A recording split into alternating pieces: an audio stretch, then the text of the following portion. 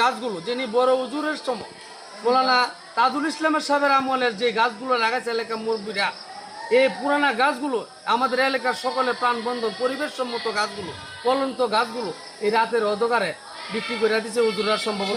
যাবৎ শিক্ষকদের মধ্যে বিভিন্ন সমস্যার কারণে মাদ্রাসাটি প্রায় অচল অবস্থায় পড়ে আছে। এই অবস্থার মধ্যেই কোনো কমিটি নাই, কোনো কিছু নাই। এই মাদ্রাসার ক্যাম্পাসের মধ্যে প্রায় শতবর্ষ বা অর্ধশত বৎসরের পুরাতন ফলস এবং কাঠের গাছ এবং শোভাবর্ধনকারী বৃক্ষসমূহ রাতের অন্ধকারে কে বা কারা বা কোন শিক্ষকদের নির্দেশে এই গাছগুলা কেটে ফেলা হয়েছে। বহিষ্কার আছে 5 জন হুজুর শিক্ষক, এরা রাতে অন্ধকারে চুরি করে গাছ বেঁচে রয়েছে, সেগুন গাছ, কাঁঠাল গাছ, ফলন্ত গাছ কাটছে।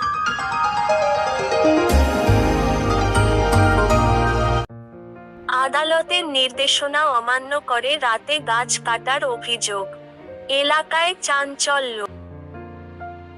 হবিগঞ্জের মাধবপুর উপজেলার হরসপুর এলাকায় আদালতের নির্দেশনা ও 144 ধারা জারি থাকা সত্ত্বেও গভীর রাতে বহু প্রাচীন ফলজ গাছ ও আকাশী গাছ কেটে ফেলার অভিযোগ উঠেছে।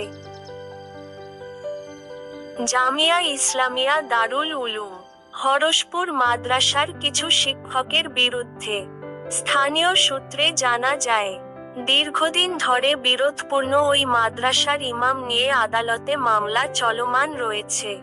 এই অবস্থায় আদালত থেকে 144 ধারা জারি করা হলেও তা অমান্য করে রাতের আধারে গাছ কাটা হয় বলে অভিযোগ করেন এলাকাবাসী।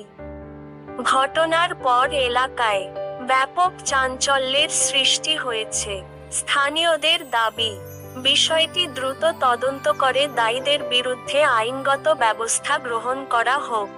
এই বিষয়ে অভিযুক্তদের বক্তব্য পাওয়া যায়নি, তবে স্থানীয় প্রশাসনের পক্ষ থেকে অভিযোগ খতিয়ে দেখার কথা জানানো হয়েছে। আমাদের এই দীর্ঘদিনের পুরানা একটি মাদ্রাসা, হবিগঞ্জের মধ্যে সবচেয়ে পুরানা বড় মাদ্রাসা আমাদের এই জামিয়া ইসলামিয়া হরসপুর। আমাদের এই মাদ্রাসা বিগত 3-4 বছর যাবৎ আমাদের মাদ্রাসার মধ্যে অনেক বিশৃঙ্খলা সৃষ্টি হয়ে আসছে। আমাদের মৌলানা বশির সাহেব হুজুরের নিয়ে একটু দ্বন্দ্ব বাজছে। দ্বন্দ্ব বাজার পর এই মাদ্রাসার মধ্যে 144 ধারা জারি হয়েছে। আমরা বছরানি আগে চেষ্টা করছিলাম এখানে একটা উঁচুখানার জন্য, আমরা টিন আনছিলাম সেট করার জন্য। তখন মাদ্রাসার কর্তৃপক্ষ হুজুররা আমাদের লোকজনের বিরুদ্ধে মামলা করছে, পুলিশ আসছে, আইসেরা এখানে 144 জারি করছে। আমরা যাতে এই টিন উঁচুখানায় টিন না লাগাতে পারি। পুরা মাধবপুরটাই বললি 144-এর ভিতরে আওতাভুক্ত এবং এই মাদ্রাসাটা পুরাটাই 144-এর মধ্যে আওতাভুক্ত।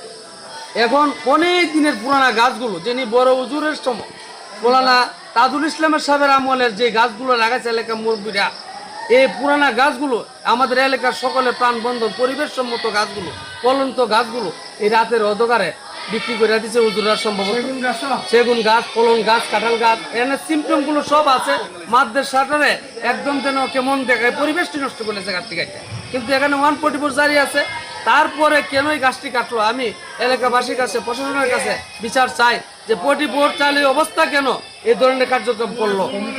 এবং আমার জানা মতে এই মাদ্রাসায় কোনো কমিটি নাই, এটা বেহাল দশা, লাওয়ারিসের মতন আছে। আমরা এলাকাবাসীর কাছে, প্রশাসনের কাছে দাবি করছি, এই পরিবেশ বান্ধবগুলো এবং পরিবেশ গাছগুলো নষ্ট করে পরিবেশটা ক্ষতি করছে।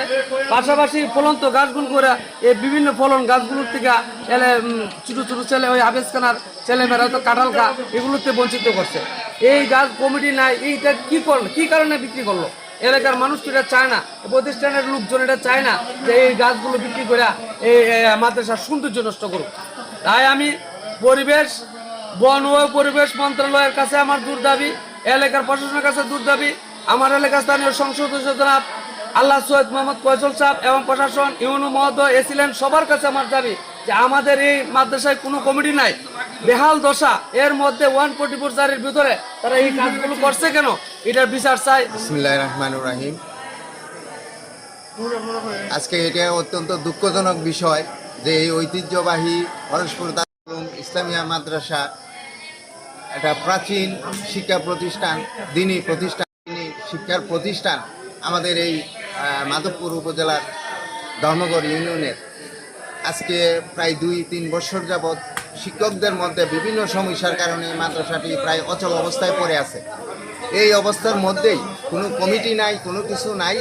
এই মাদ্রাসার ক্যাম্পাসের মধ্যে প্রায় শতবর্ষ বা অর্ধশত বৎসরের পুরাতন ফলস এবং কাঠের গাছ এবং শোভাবর্ধনকারী বৃক্ষসমূহ রাতের অন্ধকারে কে বা কারা বা কোন শিক্ষকদের নির্দেশে এই গাছগুলা কেটে ফেলা হয়েছে, এটা কেটে নিয়ে গেছে, বিক্রি করে দিছে।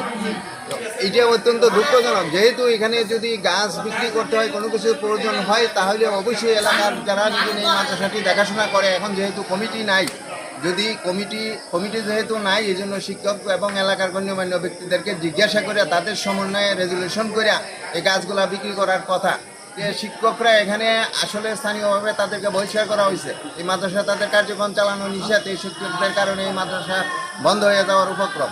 এরাই এই গাছগুলা বিক্রি করছে।